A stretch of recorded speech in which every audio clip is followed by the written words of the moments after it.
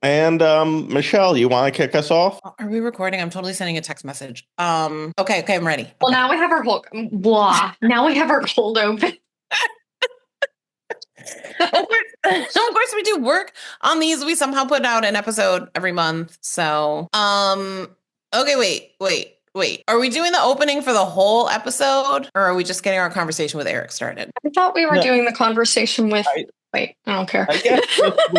I guess just with Eric. If we have time at the end, we'll do a open and close. But here, I think I can. I know, I don't know how to frame what this conversation is. It might I don't know, like spilling the tea on all things. I don't know. That will be the podcast title. But I love that. Michelle, thank you. Just ask me who our guest is today, and I think I can take it from there. Okay, deal.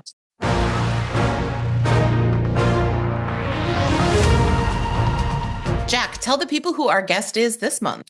So today we have on Eric Buehlmann, NDRN's Director of Public Policy and Stephanie's boss. He is here today to, folks have a lot of questions about what's going on with our funding. We've seen a lot in the news about proposed cuts to various programs that the P&A network supports. And, folks within and without and throughout the network have a lot of questions about what's going on right now. So we're bringing in Eric Buehlmann, NDRN's Director of Public Policy, congressional insider, and expert on all things budgetary. And fierce leader of the public policy duo here at NDRN. So yeah, Eric, if you want to spill some tea. Thanks for inviting me on today. So I feel overwhelmed by the introduction in terms of being a congressional expert on the budget, but it is a very confusing and sort of hidden process in a lot of respects, but also very scary because, as you all well know, our members, the Protection and Advocacy and Client Assistance programs, depend on the federal funding to provide the great advocacy work they're doing. There has been, I guess from the beginning, the president is supposed to propose a budget, and we haven't really seen a full budget yet proposed. We have seen some things leaked, which were very devastating to our network in terms of getting rid of sort of what I call the mothership program, or defunding the mothership program, the Protection and Advocacy for Developmental Disabilities program, but also in the same breath, sort of the voting program, and then also severely curtailing the mental illness program, PAMI. So that leaked budget was very scary, but is also one of those steps that most people don't ever see. It usually takes place the year before. So in this case, this would have taken place in 2024. That kind of discussion between the Office of Management and Budget and the agency, Health and Human Services, would have taken place. But because we have a new president that came in, those discussions were taking place earlier in 2025. But that's also just one step. So the agency does get to push back on any proposal that they get from the Office of Management and Budget. And our understanding is that there was some pushback. We don't know exactly what that pushback is, but that could mean that there aren't defunding those programs. It could mean reductions in the amounts of cuts that existed. It could mean anything. Most recently, the president released what's called a skinny budget. And that is usually what happens when a new administration, a new president comes in, because they haven't been working on it for the last 8-10 months. It's hard to produce a 1,200-page document, 1,200 pages plus, that the president's budget usually is.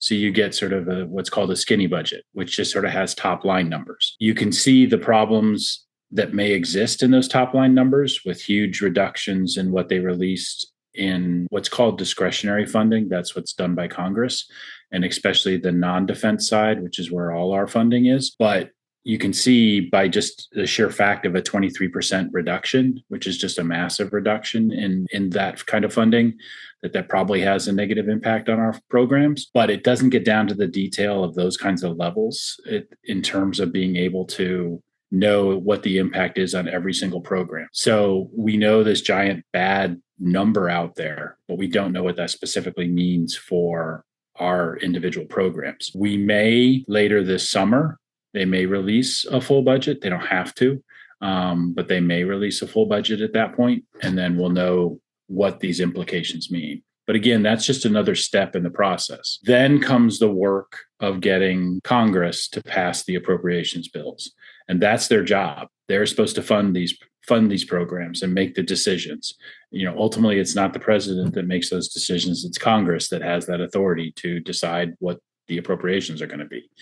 And that's where our work needs to be, is making sure that Congress understands the importance of all of our programs and that they're out there and that they do wonderful work and that they need to be funded, not only just funded at the same level, they need to actually have increased funding so that we can do more and more work that we really need to do and that we know is out there. And so that's really where our focus is right now, is making sure that Congress gets the important work of our members and our work and the work you guys are doing. And so therefore, we're making the case to Congress, and then hopefully over the next couple months, as Congress begins to consider these bills and decides what their funding priorities are going to be, that they maybe, I would be surprised. I think right now we go for level funding is a great win, given what we've seen out there for numbers, and that hopefully we can maybe get an increase here or there. But that's where our focus is right now, is making sure that Congress understands and that over the next couple months that they will fund our programs. I will stop talking for a second. Eric, I heard you mention PAD program and PAMI program. Did you mention that PAVO was also zero allocation in that budget?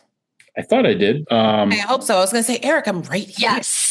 I said the voting program. Oh, no, okay. You did say, yeah. I just missed it. I was getting ready to come out swinging, guys. Cause he did. He also acknowledged that they're trying to zero out the program that funds all the work our PAVA folks do. Okay. My bad. Sorry, Eric. We've been friends too long for this to be the rift between us. I did also have a legitimate question. I know there's been a lot of talk in the last couple months about federal grants and contracts, right? We've seen attempts to kind of freeze all of the grants. We are hearing that contracts have gotten canceled. Can you kind of give, for people who don't live in this world all the time, a breakdown of like, what is the difference between a federal grant and a federal contract? And what does it actually take to alter them or eliminate them? You've raised another important issue, which is a lot of our members are still waiting for their 25 funding. And hopefully that's going to happen over the next couple weeks, even though Congress finished out what is the current fiscal year 2025 back in March. They haven't released all the funding. So our members have been sort of suffering through trying to keep doing their work and tapping their reserves and things like that. And hopefully that funding is going to be released in the next couple of weeks so that you know how much money you're going to be getting. That will run through September 30th, and you can continue doing the work you're doing. Really, the difference between grants and contracts comes down to, in my mind, whether this is something that is required. Required is a tough word, because that to me usually means an entitlement. But our funding is what's considered to be sort of a formula grant, and you get the amount of money, you run the formulas, and then people get a certain amount of money. So you're required to send that money out under the formula.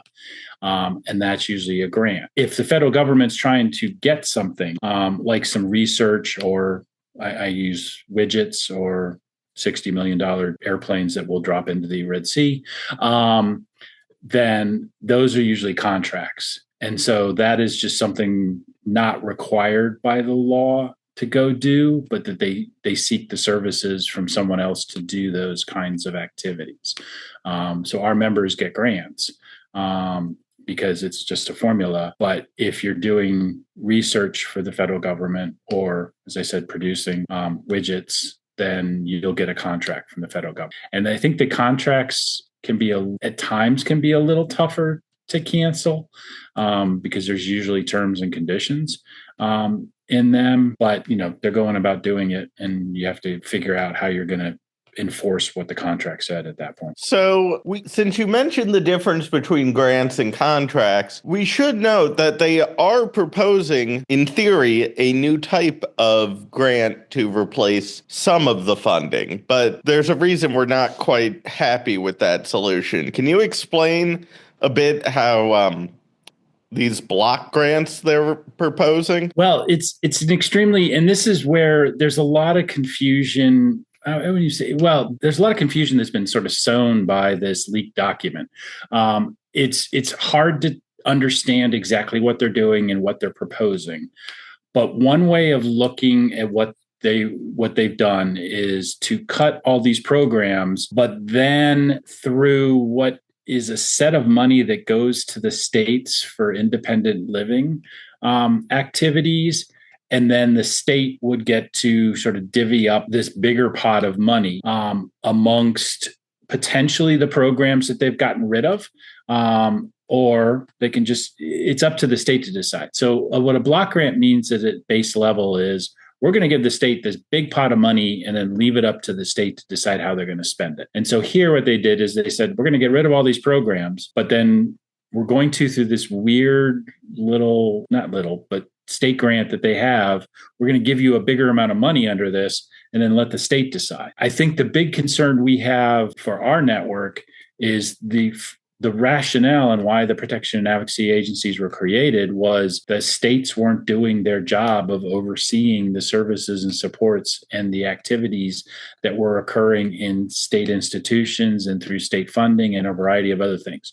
Why would the state willingly spend money to get someone that's going to be overseeing the work that they're doing? That's why Congress stepped in. Congress stepped in because they were like, we need some independent entity to provide this oversight over the states who have clearly shown that they can't do this and won't do this. And we know they won't do it because it's against their self-interest to do it. And now we're going to give them this block grant and say, okay, use this money to create this entity again that would provide oversight and point out the bad things you're doing. States aren't going to do that.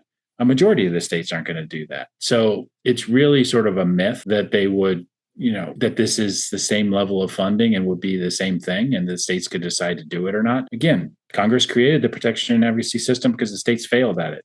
And over the 50-ish years, they haven't shown that they've gotten any better. Eric, Yeah, no. Oh, I'm sorry, Michelle. Go ahead. Okay, mine's quick. Eric, one of the, I guess, key phrases we hear in all of this is the idea of eliminating waste, fraud, and abuse. But from what I hear you saying, the money that goes to the P&A network is an investment in preventing things like waste, fraud, and abuse. The P&As are essentially like a watchdog to ensure that policies and money are being used appropriately. Yes. And everybody's definition of waste, fraud, and abuse depends on the way they look at it. I would argue that some people view the Medicaid program as entirety as waste, fraud, and abuse. And so when they say, oh, all we're doing is cutting waste, fraud, and abuse, in their mind, the whole program is. And so therefore, they want to get rid of the whole program. I would wholeheartedly agree with your description of what our members do, which is they're out there finding this waste, fraud, and abuse. And making sure that it isn't continuing. And so by cutting us, it seems counterproductive to their whole argument that is waste, fraud, and abuse. But if you define waste, fraud, and abuse in your definition, it's holding states accountable and making sure that they're doing what they're supposed to be doing with and making sure that the lovely states are being, doing their job. Well, then if that's your definition of waste, fraud, and abuse, then yes, you are cutting waste, fraud, and abuse. That's me being cynical. Oh, these are cynical times. There's so much going on. Every day is a different adventure. It's hard to keep up. Thank you. Every hour is a different adventure, let's be honest at this point. But yeah, Eric, a lot of our listeners are hearing these things. And so I just wanted to know, what can folks do on the ground level, on the state level, to kind of help with, for getting these funds allocated? Could you talk about, the advocacy that folks could potentially take part in to, talk from, with their legislators? Is that something that you feel could be potentially helpful? I know obviously what we're seeing right now is a lot coming from the executive branch. But of course, we're going to be seeing, proposals coming forth from the legislative side of things as well. So would love if you could talk a little bit about how folks could potentially get involved and try to, of course, work to make a difference in these efforts, if there's anything that folks can do. Eric, if I could add to that really quickly too, because I think that's probably the most important question we can ask today. Some of our listeners are actual staff at P&As who might have a bit of a background in some of this or be talking about what they can do. But, some of our listeners are like my mom, and what can she do if she wants to get involved and support? Cheryl is fabulous, by the way. Okay.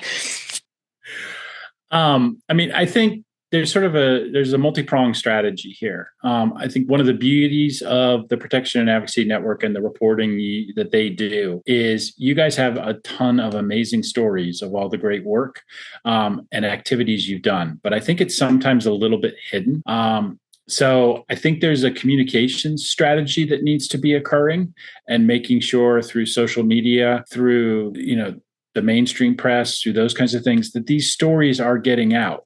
And that, I think in addition to the P&A network sort of singing their own tune, I think it's important that, the great work that you're doing and that your individuals that you're helping, the people with disabilities that you're helping, the families that you're helping, that they're willing to tell their story too, and describe sort of the importance of the work that's being done. So I think there's a communications aspect to it.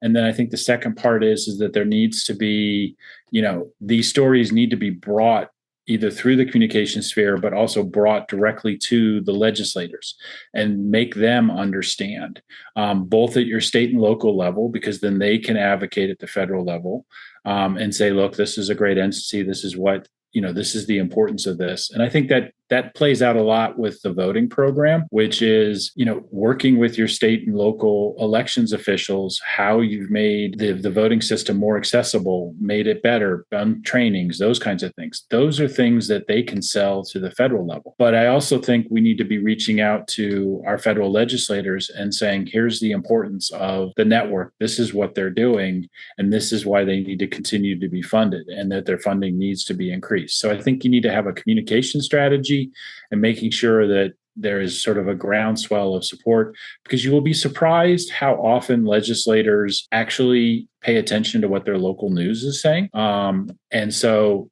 having news stories, letters to the editors, those kinds of things are important, or social media.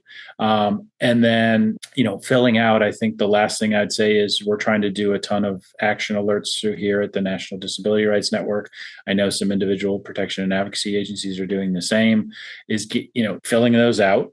Let me say it this way, also not using your staff email, using your private emails, but also sharing those far and wide. And then joining together with the other entities, both in the aging and the disability world, that are being attacked by this administration in terms of budget cuts, and saying how we really need to be working together. And it's important that we have a strong system of aging and disability systems, and just making that case to the federal legislators. What I hear you saying is that Jack should be making TikToks. Is that really all you got from this?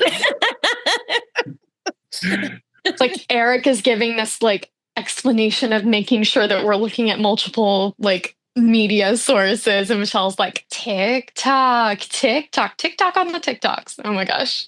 That's too funny.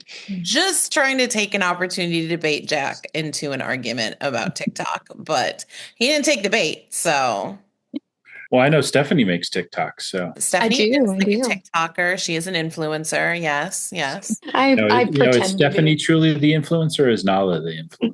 Nala is definitely the influencer. They want to see cute videos of Nala swimming around. They do not care about the stories I have to tell about the fact that I had a legally blind Uber driver the other day. That's another story for another episode. Or for our 2:00 discussion. I'll be sure to tell you it too. But I do think I think there's just the problem. It's at times that I think the network has is that they don't always. It's the small wins that really make the biggest difference, and those can be the hardest things to get people's attention and or the press And that's where I think thinking outside the box on sort of a communication strategy is important, because those are the stories that I think are pretty amazing. And I think they sort of get lost sometimes because there's just no outlet to convey all these amazing things that you're doing on every single day. The big abuse reports that are being done, the monitoring that's being done, those reports that come from that, they're huge, and those are the things that'll get sort of the TV and the mainstream press ideas. But it's those daily activities you're doing, be it the IEP meeting, be it helping the person, navigate to get registered, being those kinds of smaller things that end up in the program performance reports, but the general public doesn't know about. And I think that's really where there's sort of a gap in the work and in the communications that is done, and really much more needs to be sort of conveying those. And that's where I think getting the client as buying in and being able to talk about these kinds of things is really important. Or provide just a quote that the P&A can use in a press, not so much a press release, but in a one-page document showing the importance of what this work is, or in the communications with their legislators. I was on the Hill with one of our executive directors a couple weeks ago. Oh, it's only been a couple weeks, yeah. And she had a great quote from a client assistance program client. And I thought it was wonderful. And I think it's a good way, it wasn't the biggest, most intensive thing that you had to do in terms of the work, but the client was very happy and very excited about the outcome. And so gave a great quote. And I think those are the kinds of small wins that we need to be putting out there more into the communication sphere, because you start to add up all these small wins and people begin to hear about it more, and they begin to understand that there's more than just the giant class action litigation or the giant abuse and neglect report from the institution. So I think getting that kind of information out to the world is critically important. Eric, you talked a lot about P&As and the work that they do kind of flying under the radar, which I think is so true. And I think sometimes when people hear about cuts to government spending, it sounds like a good thing, right? Oh, we're saving money, right? Everyone would love to cut their budget down. And it strikes me in the case of the P&As that when you hear those cuts, what people don't understand is that P&As every day are helping protect people with disabilities from physical abuse, sexual abuse, financial abuse, all types of atrocities. And that if that's not there, there will be dire consequences for real everyday people with disabilities. And I think we have sort of a base misunderstanding of what the government does at so many different levels. And you're right. I think this is sort of a meat axe on a lot of these things. Is like, we'll do these giant cuts and we're doing a great job. But in the long run, what you've ended up doing is creating a system that is probably going to cost you more in the long run. And at the same time, leaving behind a trail of abused, neglected, financially exploited people with disabilities. And again, going back to positive changes for people with disabilities are not just for people with disabilities. It ends up being something that impacts the entire society. The example we all use is curb cuts. And curb cuts are critically important for people in wheelchairs to be able to navigate around. Well, talk to your family with a stroller, or talk to the person with big heavy luggage rolling things around, trying to lift it up onto a curb. No, thank you. I'd rather just roll it onto the curb. Same thing with like level boarding into trains, or trains that are more accessible. You're making it easier for just a broader population than people with disabilities. And so ultimately, these kinds of massive cuts are just going to harm society more than they're going to be beneficial at all. I think that's so true, that it costs more in the end, because we know it's much more expensive when people end up in any type of institutional setting, whether or not that's a nursing home, a residential facility, a jail, or a prison. That's much more expensive than supporting people in the community, right? So we can invest a little bit of money into people with disabilities being able to have independent lives in the community, save in much more expensive ways of supporting people with disabilities. And as a bonus, the people with disabilities that are living in the community, they're working, they're paying rent or a mortgage, they're paying taxes. They are spending dollars at small businesses. They're actually boosting the economy at the same time. To me, it's like this win-win where we spend less up front and we make more money on the back end. I completely agree. That's the best way to make it. But in addition, you also get the connection still between the people and their families and the people in their community, which is you can't quantify. And unfortunately, many legislators want to be able to quantify everything and say, if we're spending this dollar, what are we getting back in return? And, that's one of the difficult things about the work our members do at times is that there really isn't a dollar amount to the quantification of being able to maintain the family unit and being able to maintain as part of yourself as a community. And those are critically important. And that's where sometimes you get some pushback from some people. And you need to have someone understand the importance of, the family unit still being together, or the individual being part of the greater community and what that means to everybody. So, but you're right on the monetary side. Absolutely. Things that are easier to take for granted when they haven't been challenged in your own life, the way they are for people with disabilities, right? I think sometimes we overlook the benefit to the individuals, to the families, to the communities, if you haven't had that lived experience of a family being separated, of being a person with a disability who hasn't been given the dignity of independent community living and work, when that's something that you're perfectly capable of. And that's also becoming, I think, we have grown up in a society, me, the oldest of the group here, has grown up in a society where people with disabilities have been more included than they were in prior generations. And I think there's a large segment of the world that has forgotten what it was like before. You go back to before the Rehab Act, or you go back before the what was first called the Education of the Handicapped Act, which is now Individuals with Disabilities Education Act. And so, definitely the Americans with Disabilities Act. But we have a whole generation of people that don't remember what society was like at that time and the problems and the issues that arose. And so I think they have forgotten that this is an issue that still needs to be addressed.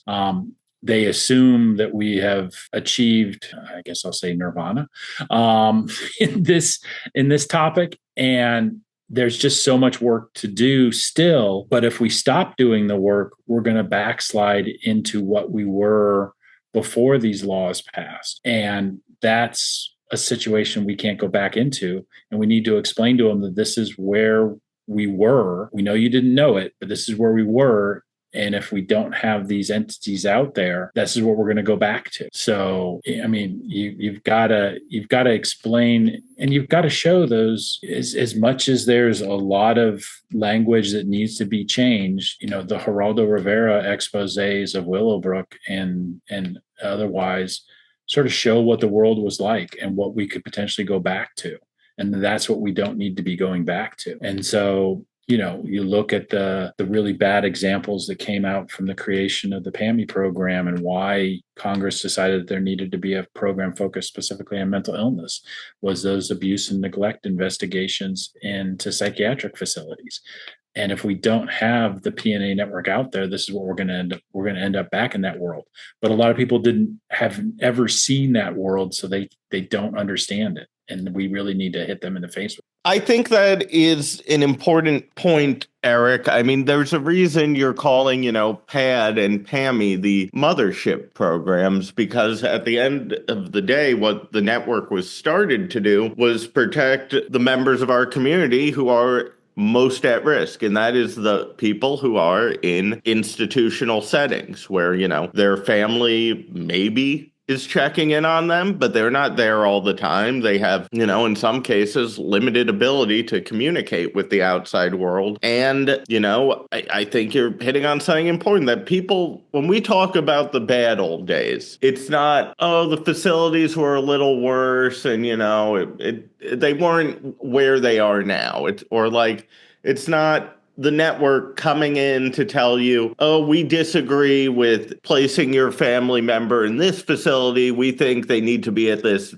one that's all, it's just a little better and it's more expensive. And that's what we feel. We're not here to meddle in people's lives or, we're not doing this, frankly, for fun. When we talk about the bad old days, people need to watch Willowbrook, because the footage you're seeing, it is disturbing. It looks like, I hope I can say this on the podcast, as someone who's Jewish, it reminds me of footage from, some very ugly times in our past. These people were malnourished. They were missing teeth. They were, sitting in their own waste in these facilities, not getting better, but getting worse, because they were being abused. They were being neglected. They were not being fed. Sometimes they were being physically hurt by the staff. And I think folks need to realize, when we talk about the bad old days, it is not like, oh, it used to be different. It is something we cannot accept going back to.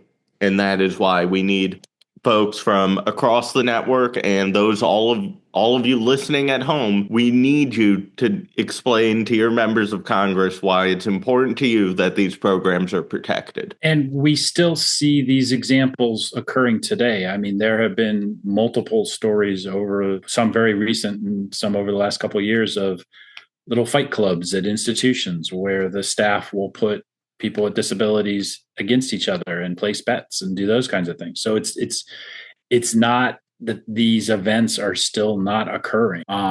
They're just, it's not in the same sphere as the Willowbrook, because what they'll now do is they'll take you around a nice shiny looking facility and institution and say, hey, look, it looks a lot better compared to what Willowbrook is. Yeah, it does. It looks shinier, but the same problem still exists in the underlying problems. And the community is not always perfect. And so, but what that means is, rather than going to see, let's say in the case of Willowbrook, 6,000 people in one place, if you've got, group homes of, I can't do that math, so I'll do it at 10, group homes of 10 people, that's 600 places you need to go. Well, 600 is a heck of a lot harder to get to than one.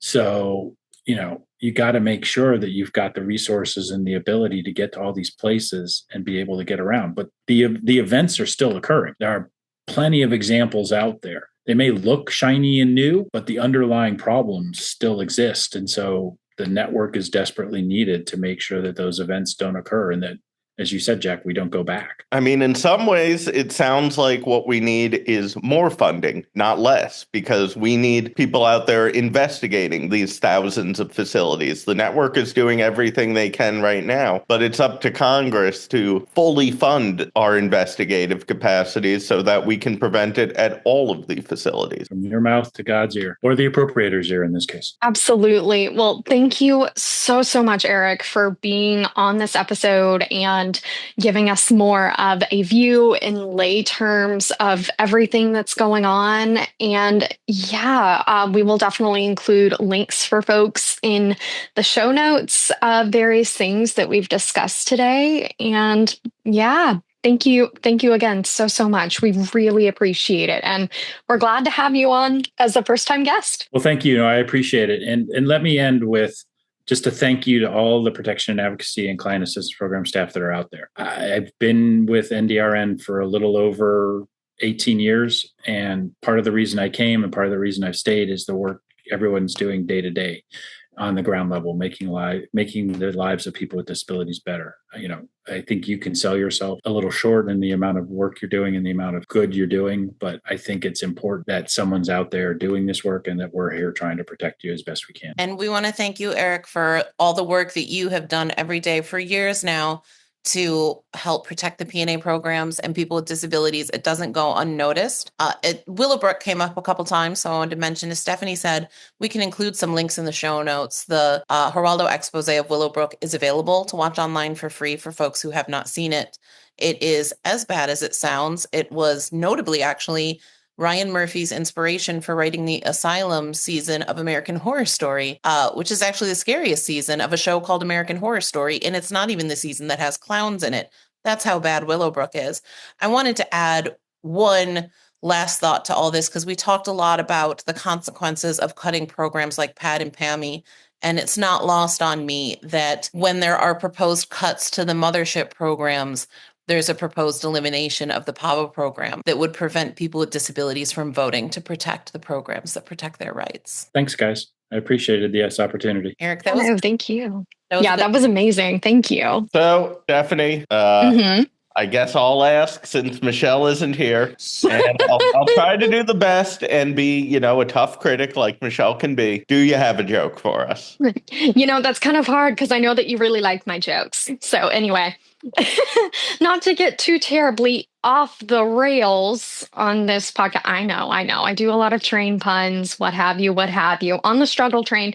Anyway, not to get too off the rails, but I wanted to let folks know that we are, in case you don't know, having our annual conference taking place the first week of June. Super exciting. And why do I say that? Because we're going to have lots of premier trainings for folks to attend, workshops, sessions. There's one on public policy and social media hosted by yours truly, and our pro host will also be presenting. So couldn't help but give that a shout out. But yeah, if you are interested in coming to our annual conference, it is going to be held virtual. We'll put the registration link in the show notes for those who may not be registered yet. So yeah, that was my lame attempt at a joke this month, and I promise they'll get better soon. The jokes will get back on track. Yes, right, exactly. See, Jack's getting it. Oh, Jack has the joke this time. I love it. All aboard.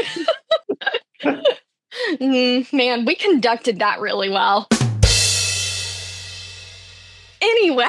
all right, I'm ending this podcast. You can follow us on Facebook, Twitter, Instagram, Blue Sky, Threads, LinkedIn. If you can find our TikTok account, you can follow us there. Also, tell us what the handle is, because I think we forgot it. Let us know. And you can let us know at podcast@ndrn.org. Until next time, folks. Bye. Choo choo.